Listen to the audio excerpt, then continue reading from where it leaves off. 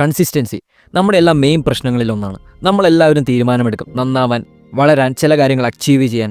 പക്ഷേ പലപ്പോഴും ന്യൂ ഇയറിലും മറ്റും എടുക്കുന്ന നമ്മുടെ തീരുമാനങ്ങൾ കുട്ടികളുടെ പാർക്കിലെ സ്ലൈഡർ പോലെയാണ്. നമ്മൾ മുകളിൽ കയറിയിട്ട് നേരെ താഴോട്ടങ്ങ് കുതിക്കും. നമ്മുടെ മോട്ടിവേഷൻ തരുമ്പോൾ നമ്മൾ താഴെ കിടക്കും. കൺസിസ്റ്റൻസി കീപ്പ് ചെയ്യാൻ ഏറ്റവും പാടുള്ള ഒരു കാര്യമാണ്. പിന്നെ നമ്മൾ വീണ്ടും തുടങ്ങും, വീണ്ടും എണി വെച്ച് മുകളിൽ കയറും, വീണ്ടും താഴോട്ട് വരും.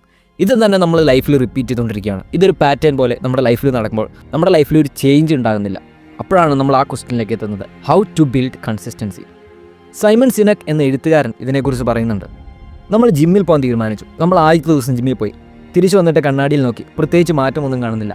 രണ്ടാമത്തെ ദിവസം ജിമ്മിൽ പോയി, തിരിച്ചു വന്ന് കണ്ണാടിയിൽ നോക്കി, വലിയ മാറ്റമൊന്നും കാണുന്നില്ല.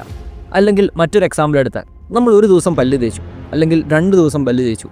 ഇത് പ്രത്യേകിച്ച് വലിയ മാറ്റമൊന്നും ഉണ്ടാക്കുന്നില്ല. പക്ഷേ നമ്മൾ എല്ലാ ദിവസവും ജിമ്മിൽ പോകാൻ തുടങ്ങുമ്പോൾ, അല്ലെങ്കിൽ എല്ലാ ദിവസവും പല്ല് തേക്കുന്ന ശീലം നമ്മൾ ഉണ്ടാക്കിയെടുക്കുമ്പോൾ, അത് നമ്മുടെ ലൈഫിൽ ഉണ്ടാക്കുന്ന ഇമ്പാക്റ്റ്, അതുണ്ടാക്കുന്ന ചേഞ്ച് എന്ന് പറയുന്നത് ഭയങ്കര ഇമ്പോർട്ടൻ്റ് ആണ്. അവിടെയാണ് ശരിക്കും പറഞ്ഞാൽ റിസൾട്ട് ഉണ്ടാകാൻ പോകുന്നത്.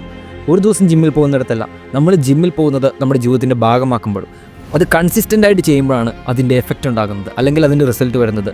V stick to the action which promises results. ഇവിടെയാണ് നമ്മൾ കൺസിസ്റ്റൻസിനെ മനസ്സിലാക്കേണ്ടത്. നമുക്ക് കൺസിസ്റ്റൻസി കീപ്പ് ചെയ്യാൻ, നമുക്ക് കൺസിസ്റ്റൻസിയോടെ നിൽക്കാൻ ഏറ്റവും പാടുള്ള കാര്യങ്ങൾ പെട്ടെന്ന് റിസൾട്ട് കിട്ടുന്ന കാര്യങ്ങളായിരിക്കില്ല, ലോങ് ടൈമിൽ മാത്രം റിസൾട്ട് കിട്ടുന്ന കാര്യങ്ങളായിരിക്കും. നമ്മളൊരു കാര്യം ചെയ്താൽ അതിൻ്റെ റിട്ടേൺ അല്ലെങ്കിൽ അതിൻ്റെ ബലം ഉടനെ തന്നെ കിട്ടിയെന്ന് വരില്ല. അങ്ങനെയുള്ള കാര്യങ്ങൾ കൺസിസ്റ്റൻസി കീപ്പ് ചെയ്യാൻ പാടാണ്. കാരണം നമ്മളൊരു പ്രവൃത്തി ചെയ്യുമ്പോൾ അതിൻ്റെ റീവാർഡ് അല്ലെങ്കിൽ അതിൻ്റെ എൻഡ് റിസൾട്ടാണ് നമ്മളെ ഏറ്റവും കൂടുതൽ മുമ്പോട്ട് നയിക്കുന്നത്, ഏറ്റവും കൂടുതൽ ആ കാര്യം ചെയ്യാൻ പ്രേരിപ്പിക്കുന്നത്. നമ്മൾ ഭക്ഷണം കഴിക്കാൻ കാര്യം അത് നമ്മുടെ വിശപ്പടക്കും, അതിന് നമുക്ക് ഉടനെ തന്നെ രുചി കിട്ടുന്നു എന്നുള്ള കാരണങ്ങൾ കൊണ്ടാണ്. പക്ഷേ പല കാര്യങ്ങൾക്കും അങ്ങനെയൊരു ഡ്രൈവ് നമുക്ക് കിട്ടണമെന്നില്ല. ഫോർ എക്സാമ്പിൾ, നമ്മൾ പുതിയ കാര്യം പഠിച്ചെടുക്കുന്നു, അല്ലെങ്കിൽ വർക്കൗട്ട് ചെയ്ത് ബോഡി നന്നാക്കാൻ നോക്കുന്നു, അല്ലെങ്കിൽ ജങ്ക് ഫുഡ്സ് ഒഴിവാക്കി നല്ല ഫുഡ് ഡയറ്റിൽ നിൽക്കുന്നു. ഇതൊക്കെ റീവാർഡുകൾ ലോങ് ടൈമിൽ മാത്രമുള്ള കാര്യമാണ്. അതുകൊണ്ട് തന്നെ ഈ കാര്യങ്ങളിൽ കൺസിസ്റ്റൻസി കീപ്പ് ചെയ്യാൻ പാടാണ്. പക്ഷേ കൺസിസ്റ്റൻസി ഏറ്റവും കൂടുതൽ വേണ്ടതും ഇവിടെയാണ്. How to build consistency. ഒന്നാമത്തെ പോയിന്റ്, ഐ ഓൺ വൈ. എന്തുകൊണ്ട് നമ്മൾ ചെയ്യുന്നു എന്നുള്ളതാണ് നമ്മുടെ ഏറ്റവും വലിയ കാരണം. നമ്മളെ മുമ്പോട്ട് നയിക്കുന്ന ശക്തി അല്ലെങ്കിൽ ഫ്യൂവൽ അതാണ്. ഒരു സ്ലൈഡറിൽ നിന്ന് കാറിലേക്ക് നമ്മൾ മാറ്റണം. കാറ് നമ്മൾ മുമ്പോട്ട് ഓടിക്കുന്നത് നമ്മുടെ കയ്യിൽ സ്റ്റിയറിംഗ് ഉണ്ട്, നമ്മുടെ നിയന്ത്രണത്തിലാണ്. അവിടെ നമ്മൾ മുമ്പോട്ട് പോകാൻ കാര്യം നമ്മുടെ മനസ്സിലൊരു ലക്ഷ്യമുണ്ട് എന്നുള്ളത് കൊണ്ടാണ്. ആ യാത്രയിലുടനീളം നമ്മൾ അറിഞ്ഞോ അറിയാതെയോ എല്ലാം ആ ലക്ഷ്യം നമ്മുടെ മനസ്സിൽ കിടപ്പുണ്ട്. അതാണ് നമ്മൾ ആ വണ്ടി മുമ്പോട്ട് ഓടിക്കാൻ നമ്മളെ സഹായിക്കുന്നത്. ഇതുപോലെ നമ്മുടെ കാരണം എന്താണ്, നമ്മുടെ ലക്ഷ്യം എന്താണ്, നമ്മൾ എന്തുകൊണ്ട് കാര്യം ചെയ്യുന്നു എന്നുള്ളത് നമ്മുടെ മനസ്സിൽ കുറിച്ചിടുക എന്നുള്ളതാണ്. പക്ഷേ നമ്മൾ വലിയ ഗോൾസ് വെക്കുമ്പോൾ അല്ലെങ്കിൽ വലിയ ടാർഗറ്റ്സ് വെക്കുമ്പോൾ ഇത് പാടായിരിക്കും. അതുകൊണ്ട് ചെറിയ ഗോൾസ് വെക്കുക, ചെറിയ ടൈം പീരീഡുകൾ വെക്കുക. ഫോർ എക്സാമ്പിൾ, ഒരു വർഷത്തെ വലിയ ടാർഗറ്റുകൾ വെക്കാതെ ഒരാഴ്ചയിലെ സമയം അല്ലെങ്കിൽ ഒരു മാസത്തെ സമയം, അങ്ങനെ നമ്മുടെ വലിയ ടാർഗറ്റുകളെ ബ്രേക്ക് ചെയ്യുക എന്നുള്ളതാണ്. പിന്നെ ഈ ഒരു ടാർഗറ്റിനെ കുറിച്ച് അല്ലെങ്കിൽ ഈ ഒരു റിസൾട്ടിനെ കുറിച്ച് നമ്മളെ തന്നെ ഇടയ്ക്കിടയ്ക്ക് ഓർമ്മപ്പെടുത്തുക എന്നുള്ളതാണ്. നമ്മുടെ വൈ നമുക്ക് ക്ലിയർ ആയിരിക്കണം. ജിമ്മിലും മറ്റും പലപ്പോഴും ബോഡി ബിൽഡേഴ്സിൻ്റെ ഫോട്ടോസ് അല്ലെങ്കിൽ ഹെൽത്തി ആയിട്ടുള്ള ബോഡി, ഹെൽത്തി ആയിട്ടുള്ള ഫിഗേഴ്സിൻ്റെ ഇമേജസ് ഒക്കെ വെച്ചിരിക്കുന്നത് നമ്മൾ പലപ്പോഴും കാണാറുണ്ട്. അതിൻ്റെ ഒരു റീസൺ എന്ന് പറയുന്നത് ഇതാണ്, റിസൾട്ട് എന്താണെന്ന് കാണിച്ചു കൊടുക്കുക എന്നുള്ളതാണ്. Result is the biggest motivation. രണ്ടാമത്തെ കാര്യമാണ് അക്കൗണ്ടബിലിറ്റി. അക്കൗണ്ടബിലിറ്റി എന്ന് പറഞ്ഞു കഴിഞ്ഞാൽ നമ്മൾ ചെയ്യുന്ന കാര്യത്തിൻ്റെ റെസ്പോൺസിബിലിറ്റി നമ്മൾ ഏറ്റെടുക്കുന്നു, എന്തുകൊണ്ടത് ചെയ്യുന്നു എന്ന് എക്സ്പ്ലെയിൻ ചെയ്യാൻ നമുക്ക് പറ്റുന്നു. പക്ഷേ നമ്മുടെ ഒരു പ്രശ്നം എന്താണെന്ന് വെച്ചാൽ നമ്മളോട് തന്നെ അക്കൗണ്ടബിൾ ആവാൻ നോക്കുമ്പോൾ നമ്മൾ ഒത്തിരി സ്ട്രിക്റ്റ് ആവില്ല എന്നുള്ളതാണ്. ചെറിയ എക്സ്ക്യൂസസ് ഒക്കെ നമ്മൾ അങ്ങ് ക്ഷമിച്ചു കൊടുക്കാൻ തുടങ്ങും. പക്ഷേ ഇതിൻ്റെ ഒപ്പം പോകുന്നത് നമ്മുടെ വിൽ പവർ, നമ്മുടെ ഡിസിപ്ലിനും എല്ലാം ആയിരിക്കും. അക്കൗണ്ടബിലിറ്റി ഏറ്റവും കീപ്പ് ചെയ്യാൻ എളുപ്പമെന്ന് പറയുന്നത് നമ്മളൊരു ടീം ആയിരിക്കുമ്പോഴോ അല്ലെങ്കിൽ നമ്മുടെ ഫ്രണ്ട്സിൻ്റെ കൂടെ ഒരുമിച്ച് ഈ കാര്യങ്ങൾ ചെയ്യുമ്പോഴാണ്. നമ്മൾ 2 പേർ ജിമ്മിൽ പോവുകയാണെങ്കിൽ ഓട്ടോമാറ്റിക്കലി നമുക്ക് അവിടെ ഒരു അക്കൗണ്ടബിലിറ്റി ഉണ്ട്. നമുക്ക് ജിമ്മിൽ പോകാത്ത ദിവസം പോലും അവൻ്റെ ഒപ്പം പോകണം എന്നൊരു കാരണമുണ്ട്, അല്ലെങ്കിൽ അവനോട് എന്തുകൊണ്ട് പോകുന്നില്ല എന്ന് നമ്മൾ പറയേണ്ടതുണ്ട്. അതുകൊണ്ട് നമുക്ക് പോകാനൊരു റീസൺ കൂടും. ശരിക്കും 2 പേരേക്കാൾ കൂടുതൽ 3 പേരാണ് എന്നാണ് അക്കൗണ്ടബിലിറ്റിയുടെ കാര്യത്തിൽ പറയുന്നത്. പക്ഷേ നമ്മുടെ കൾച്ചറിൽ നമുക്കിങ്ങനെ ഒരു ടീമായിട്ട് അക്കൗണ്ടബിലിറ്റി ബിൽഡ് ചെയ്യുക, അല്ലെങ്കിൽ ഒരു കമ്മ്യൂണിറ്റിയിൽ അക്കൗണ്ടബിലിറ്റി ബിൽഡ് ചെയ്യുക എന്ന് പറയുന്നത് പാടാണ്. നമുക്കറിയാം അത് എളുപ്പമല്ല. അതുകൊണ്ടാണ് നമ്മൾ അക്കൗണ്ടബിലിറ്റി ഡയറീസ് കീപ്പ് ചെയ്യേണ്ടത്. നമ്മൾ എവിടെയാണ് ടൈം സ്പെൻഡ് ചെയ്യുന്നതെന്ന് ഓരോ ദിവസവും എഴുതുക. ഓരോ ദിവസം എന്താണ് ചെയ്യാൻ പോകുന്നത് എന്ന് എഴുതുക. ഇനി ചെയ്യാൻ പറ്റിയില്ലെങ്കിൽ എന്തുകൊണ്ട് ചെയ്യാൻ പറ്റിയില്ല എന്ന് എഴുതുക. നമ്മൾ ചെയ്യുന്ന ഓരോ കാര്യത്തിൻ്റെയും റെസ്പോൺസിബിലിറ്റി ഏറ്റെടുക്കാൻ തുടങ്ങുക, ഉത്തരം പറയാൻ തുടങ്ങുക. Why did I do that?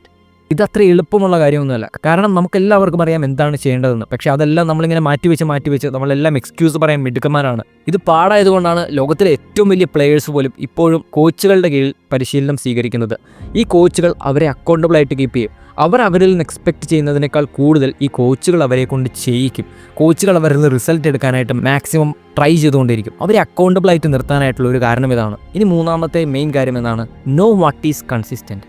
അതായത് നമ്മുടെ ജീവിതത്തിൽ ചില കാര്യങ്ങൾ ഓൾറെഡി കൺസിസ്റ്റൻ്റ് ആണ്. അതിലൊരു കാര്യമാണ് നമ്മുടെ പേഴ്സണാലിറ്റി. നമ്മുടെ ദിവസങ്ങൾ ഒബ്സർവ് ചെയ്യാൻ തുടങ്ങിയാൽ ചില കാര്യങ്ങൾ നമുക്ക് മനസ്സിലാവും. നമ്മൾ കൂടുതൽ സമയം സ്പെൻഡ് ചെയ്യുന്നത് അല്ലെങ്കിൽ കൂടുതൽ നേരം ബിഹേവ് ചെയ്യുന്നത് ഒരേ രീതിയിലായിരിക്കും. അത് കൺസിസ്റ്റൻ്റ് ആയിട്ടുള്ള ബിഹേവിയറിലായിരിക്കും. അതിലേക്ക് നമ്മൾ ആഡ് ചെയ്യുക എന്നുള്ളതാണ്. നമ്മുടെ കൺസിസ്റ്റൻ്റ് ആയിട്ടുള്ള പേഴ്സണാലിറ്റിയിലേക്ക് നമ്മൾ എന്ത് കാര്യമാണോ പ്രാക്ടീസ് ചെയ്യാൻ ആഗ്രഹിക്കുന്നത് അത് ആഡ് ചെയ്യുക എന്നുള്ളതാണ്. ഇതിനെ എളുപ്പത്തിൽ മനസ്സിലാക്കാൻ ഹാബിറ്റ്സ് എന്ന് വിളിച്ചാൽ മതി. നമ്മളിത് ഒരുപാട് പ്രാവശ്യം ആവർത്തിച്ച് പറഞ്ഞിട്ടുണ്ടെങ്കിലും വീണ്ടും പറയാൻ പറ്റും. Habits makes the difference. നമ്മൾ ഓരോ ദിവസവും ചെയ്യുന്ന കാര്യങ്ങൾ നമ്മുടെ ജീവിതത്തിൻ്റെ ഭാഗമാക്കി മാറ്റുന്ന കാര്യങ്ങളാണ് നമുക്ക് കൺസിസ്റ്റൻ്റ് ആയിട്ട് മുമ്പോട്ട് കൊണ്ടുപോകാൻ പറ്റുകയുള്ളൂ. അത് മാത്രമാണ് ചേഞ്ചസ് കൊണ്ടുവരികയുള്ളൂ. എങ്ങനെ ഹാബിറ്റ്സ് ബിൽഡ് ചെയ്യാം എന്ന് നമുക്കൊരു ഡീറ്റെയിൽഡ് വീഡിയോയിൽ നമ്മൾ പറയാം. പക്ഷേ ഇപ്പോൾ പറയാനുള്ളത് ചെറിയ ശീലങ്ങൾ നമ്മുടെ ജീവിതത്തിൻ്റെ ഭാഗമാക്കാൻ ശ്രമിക്കുക എന്നുള്ളതാണ്. ഫോർ എക്സാമ്പിൾ, നമ്മൾ എല്ലാ ദിവസവും എഴുന്നേറ്റിട്ട് നേരെ ഫോൺ ചെക്ക് ചെയ്യാൻ തുടങ്ങുന്നുണ്ട്. ഇത് നമ്മളുടെ സ്ഥിരമായ ഒരു കാര്യമാണ്. അപ്പോൾ ആ ഫോൺ ചെക്ക് ചെയ്യുന്നതിന് മുമ്പ് ഒരു 3 ഗ്ലാസ് വെള്ളം കുടിക്കും, അല്ലെങ്കിൽ ഒരു 5 മിനിറ്റ് മെഡിറ്റേറ്റ് ചെയ്യും. അങ്ങനെ ഒരു ചെറിയ സംഭവം ഈ ഫോൺ ചെക്ക് ചെയ്യുന്നതിന് മുമ്പ് വെക്കുക. ഫോൺ ചെക്ക് ചെയ്യാൻ നിർത്തരുത്. കാരണം ഫോൺ ചെക്ക് ചെയ്യുന്നത് നമ്മുടെ ഓൾറെഡി ഡിഫോൾട്ടായിട്ട് കിടക്കുകയാണ്. മറിച്ച് അതിൻ്റെ കൂടെ അതിന് മുമ്പ് ഇങ്ങനെ 2 കാര്യങ്ങൾ പ്ലേസ് ചെയ്യുക. അതിനുശേഷം ഇത് നമ്മുടെ ബിഹേവിയറിൻ്റെ ഭാഗമായി കഴിയുമ്പോൾ ഇത് നമുക്ക് ടൈം എക്സ്പാൻഡ് ചെയ്ത് കൂടുതൽ ബിൽഡ് ഓൺ ചെയ്യാൻ പറ്റും. ചെറിയ ചേഞ്ചസ് ആണ് നമ്മുടെ ഫൗണ്ടേഷൻ എന്ന് പറയുന്നത്. അതിൻ്റെ മുകളിലാണ് നമ്മൾ മറ്റു മാറ്റങ്ങൾ ബിൽഡ് ചെയ്ത് കൊണ്ടുപോകേണ്ടത്. ഇനി അടുത്തൊരു പോയിന്റ് എന്ന് പറഞ്ഞാൽ എംപ്രൈസ് ബോർഡം. നമ്മൾ ഒരു കാര്യം എല്ലാ ദിവസവും ആവർത്തിച്ച് ചെയ്യാൻ തുടങ്ങുമ്പോൾ ഓട്ടോമാറ്റിക്കലി നമുക്ക് ബോറടി ഉണ്ടാകാൻ തുടങ്ങും. ഒരു എഴുത്തുകാരൻ എല്ലാ ദിവസവും എഴുതാൻ ഇരുന്നിരുന്ന് തുടങ്ങിയാൽ ചില ദിവസങ്ങൾ ഉറപ്പായിട്ടും അദ്ദേഹത്തിന് മടുക്കും, അദ്ദേഹത്തിന് ബോറടിക്കും. പക്ഷേ ജെയിംസ് ക്ലിയർ എന്ന അറ്റോമിക് ഹാബിറ്റ്സിൻ്റെ എഴുത്തുകാരൻ പറയുന്ന ഒരു കാര്യമുണ്ട്. Professionals stick to the schedule, amateurs let life get in the way. അതായത് നമ്മുടെ ഫീലിങ്സ് എനിക്കിന്നങ്ങനെ ഫീൽ ചെയ്യുന്നില്ല, അതുകൊണ്ട് ഞാൻ ചെയ്യുന്നില്ല, ഇങ്ങനെയുള്ള ചിന്തകളെ പ്രൊഫഷണൽസ് മാറ്റി നിർത്തുന്നു. അവരൊരു ഷെഡ്യൂൾ വെച്ചാൽ അവർക്ക് അങ്ങനെ ഒരു ഫീലിംഗ് ഉണ്ടെങ്കിലും ഇല്ലെങ്കിലും അവരത് ചെയ്യും. അവിടെ നമ്മൾ ബോറടിക്ക് മനസ്സ് കൊടുക്കുന്നില്ല. ഇങ്ങനെ നമ്മൾ ബോറടിയെ നമ്മളെ ജീവിതത്തിൻ്റെ ഒരു നാച്ചുറൽ ഭാഗമായിട്ട് മാറ്റാൻ തുടങ്ങുമ്പോൾ നമുക്കിത് കൂടുതൽ എളുപ്പമാകും. നമ്മുടെ ഇമോഷണൽ ഫീലിങ്സ് മാറ്റി നിർത്തിയിട്ട് നമ്മൾ കാര്യങ്ങൾ ചെയ്യാൻ പഠിക്കുമ്പോൾ, അങ്ങനെ ഒരു പ്രാക്ടീസ് നമ്മുടെ ലൈഫിൽ വരുമ്പോൾ ഇത് നമുക്ക് എളുപ്പമായിട്ട് മാറും. ഇനി അടുത്തൊരു പോയിൻ്റാണ് ട്രൈ ടു ഇംപ്രൂവ്. നമ്മൾ കൺസിസ്റ്റൻസി എന്ന് പറയുമ്പോൾ പലപ്പോഴും സ്ട്രെയിറ്റ് ലൈനാണ് ഇമേജിൻ ചെയ്യുന്നത്. പക്ഷേ അങ്ങനെ ഒരു സ്ട്രെയിറ്റ് ലൈനിൽ നമുക്ക് പലപ്പോഴും നിൽക്കാൻ പറ്റില്ല. ഒന്നില്ലെങ്കിൽ നമ്മൾ താഴോട്ട് പോകും, അല്ലെങ്കിൽ നമ്മൾ മുകളിലോട്ട് പോകും. അതുകൊണ്ട് നമുക്ക് അങ്ങനെ ഒരു സ്ട്രെയിറ്റ് ലൈൻ കീപ്പ് ചെയ്യണമെങ്കിൽ, അല്ലെങ്കിൽ നമ്മൾ കൺസിസ്റ്റൻസി വരണമെങ്കിൽ നമ്മൾ എപ്പോഴും മുകളിലോട്ട് പോകാൻ ശ്രമിച്ചുകൊണ്ടിരിക്കണം എന്നുള്ളതാണ്. കാരണം നമ്മുടെ ഗ്രാഫിന് താഴോട്ട് വലിക്കാൻ പല കാരണങ്ങളുണ്ട്. അതുകൊണ്ട് തന്നെ നമ്മൾ നേരെയെങ്കിലും നിൽക്കണമെങ്കിൽ പോലും ഇമ്പ്രൂവ് ചെയ്യാൻ ശ്രമിച്ചുകൊണ്ടിരിക്കണം, മുകളിലോട്ട് തന്നെ പോകാൻ ശ്രമിച്ചുകൊണ്ടിരിക്കണം.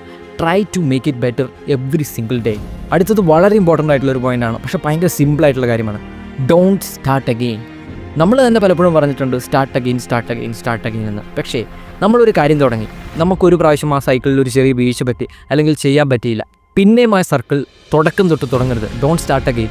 മറിച്ച് ആ വീഴ്ച നമ്മുടെ ആ യാത്രയുടെ ഒരു ഭാഗമായിട്ട് നമ്മൾ കരുതണം. അതായത് നമ്മൾ 1-ാം തീയതി ഒരു കാര്യം പ്രാക്ടീസ് ചെയ്ത് തുടങ്ങി 30-ാം തീയതി വരെയാണ് നമ്മൾ നോക്കുന്നത്.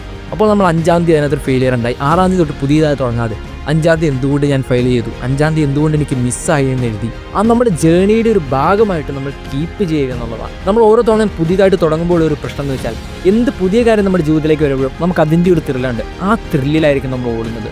പക്ഷേ ആ ത്രില്ല് ലാസ്റ്റിംഗ് അല്ല എന്നുള്ളതാണ്. അതുകൊണ്ട് നമ്മുടെ ലാസ്റ്റ് ബെസ്റ്റ് പോയിന്റ് നമ്മൾ എവിടെയായിരുന്നോ അതിന് മുമ്പ്, നമ്മൾ ആ തോറ്റു പോകുന്നതിന് മുമ്പ്, അല്ലെങ്കിൽ ആ ശീലത്തിൽ നിന്ന് ഫോളോ അപ്പ് ചെയ്യുന്നതിന് മുമ്പ് നിന്ന് അവിടെ നിന്ന് കണ്ടിന്യൂ ചെയ്യുക എന്നുള്ളതാണ്. So don't start again but continue from the last best point. Consistency എന്ന കാര്യത്തിൽ നമുക്കിനിയും ഒരുപാട് കാര്യങ്ങൾ സംസാരിക്കാനുണ്ട്. നമ്മളെ ലൈഫിനെ മാറ്റാൻ പോകുന്ന ഏറ്റവും ഇമ്പോർട്ടൻ്റ് ആയിട്ടുള്ള കാര്യങ്ങളും അത് തന്നെയാണ്. മൈക്ക് മുൺറോക്ക് പറയുന്നുണ്ട്, the secret of future is hidden in your daily routine. Consistency always makes the difference. നമ്മൾ ഏത് ലക്ഷ്യത്തിൽ ചെല്ലാൻ ആഗ്രഹിച്ചാലും, എന്ത് നേടിയെടുക്കാൻ ആഗ്രഹിച്ചാലും, എന്ത് സ്വപ്നം കണ്ടാലും നമ്മുടെ ജീവിതത്തിലെ ഡെയിലി മാറ്റം അല്ലെങ്കിൽ ഒരു കൺസിസ്റ്റൻ്റ് ആയിട്ടുള്ള ആക്ഷൻ മാത്രമാണ് നമ്മളെ അവിടെ എത്തിക്കുകയുള്ളൂ.